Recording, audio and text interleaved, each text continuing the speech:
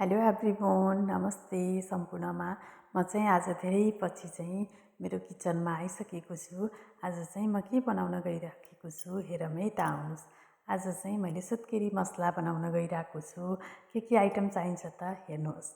मैले चाहिँ आइटमको माध्यमबाट चाहिँ मैले सुत्केरी मसला बनाउने गर्छु। सुत्केरी मसला बनाउँदा पनि आफ्नो तरिकाहरू हुन्छ। मैले चाहिँ आफ्नै तरिकाले चाहिँ बनाउन गइरहेको छु। मैले चाहिँ विभिन्न आइटमहरू लिएको थिएँ, हजुरहरू देख्न पनि सक्नुहुन्छ अघि।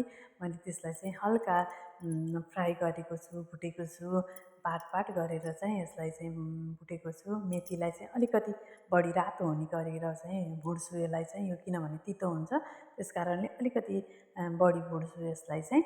र मैले नट्सहरू पनि रेडी गरेको छु, त्यसरी नै देख्न सक्नुहुन्छ। मैले मिश्री लिएको छु अनि गुद पनि लिएको छु र गुदलाई चाहिँ मैले पछि फुराउँछु, देख्न सक्नुहुन्छ। मैले सम्पूर्ण भिडियोमा चाहिँ हजुरहरूलाई देखाउँछु। मैले सबै सुरुबाट अन्त्यसम्म पनि नै हेर्नु होला हजुरहरूले चाहिँ।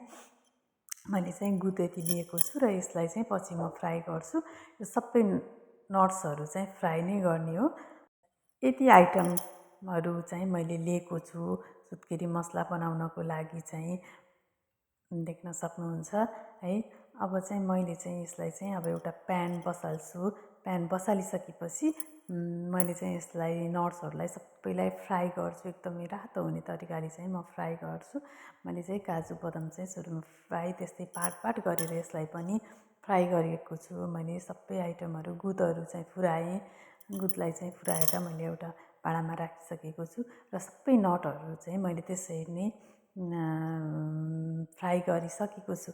र अघि देखाएको आइटमलाई चाहिँ मैले हल्का भुटेको थिएँ, त्यसलाई चाहिँ मिक्सरमा मिक्स गरेर धुलो बनाइसकेको छु। र मैले मिश्री राख्दा चाहिँ दुधमा चाहिँ घोलेर राख्छु, किनभने त्यसभित्र चाहिँ डोरी हुन्छ। त्यस कारणले चाहिँ मैले मिश्रीलाई चाहिँ घोलेर नै युज गर्ने गरेको छु। यो डोरी हुने कारणले गर्दा चाहिँ मैले चाहिँ यसरी बनाउँछु। आउनुहोस् है देखेर। मैले चाहिँ प्यान बसालेँ, त्यसपछि अघि लिएको चाहिँ आइटमलाई चाहिँ मैले मजासँग एकदमै फ्राई रातो गरेर मजासँग भुट्छु। घिउमा मजासँग पकाएर हल्का रातो, मजासँग रातो हुने गरेर पकाएर चाहिँ रेडी गर्छु। हेर्नु, मैले चाहिँ रातो बनाइसकेपछि यसमा चाहिँ मैले दुध एड गर्छु। दुध एड गरिसकेपछि अघि बनाएर राखेको, फुराएर राखेको गुदलाई चाहिँ म एड गर्छु यसमा चाहिँ। यसलाई चाहिँ एकदमै मजासँग पकाउनु पर्ने हुन्छ। घोटी एकदमै टाइम पनि लाग्छ यसलाई चाहिँ पकाउनको लागि। मैले चाहिँ गुद राखिसकेँ। सम्पूर्ण गुद राखिसकेपछि मैले चाहिँ यति मजासँग पकाउनुपर्छ नि यसलाई, घोटेर एकदमै टाइम लाग्छ कि यसलाई चाहिँ। हजुरहरू पनि यो चिसो, एकदमै चिसो छ मौसम चाहिँ आजभोलि। अनि त्यसपछि यो चिसो मौसममा चाहिँ तातो बनाएर खान सक्नुहुन्छ। हाम्रा विभिन्न फाइदाहरू, धेरै फाइदाहरू छन् यसको लागि चाहिँ। ब्याक पेन हुने, सुत्केरीलाई मात्र नभएर हाम्रो शरीर दुख्ने, हात खुट्टा, लेडिजहरूको लागि चाहिँ एकदमै राम्रो, धेरै उपयुक्त छ यो चाहिँ।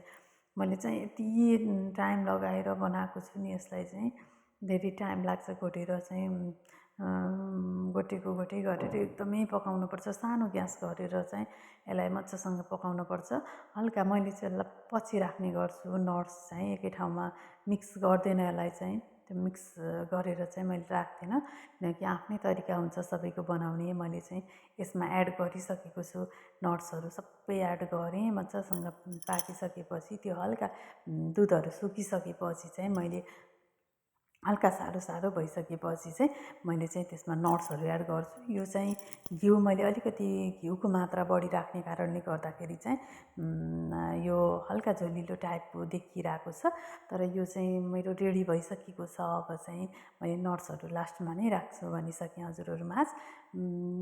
यसलाई चाहिँ हल्का सेलाउन राखेपछि अनि त्यसपछि देख्न सक्नुहुन्छ हजुरहरूले, यस्तो राम्रो बनेको छ, यस्तो वाउ बनेको छ नि। यो भिडियोमा भन्दा पनि यो रियलमा चाहिँ यस्तो राम्रो बनेको छ कि यो एकदमै राम्रो बनेको छ। अनि हजुरहरू पनि यो चिसो मौसममा यसरी नै यो भिडियो हेरेर हजुरहरूले जान्नुहुन्छ भने त ठिकै छ, नत्र यही भिडियोहरू हेरेर हजुरहरू पनि बनाएर खान सक्नुहुन्छ।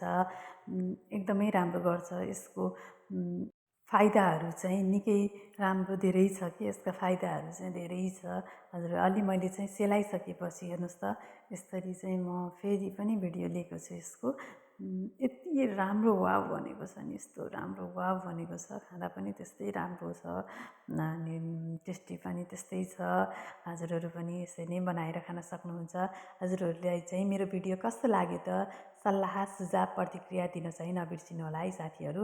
हजुरहरू पनि यदि केही छुटेको बिर्सेको छु भने तपाईँहरू पनि सल्लाह दिनुहोला मलाई।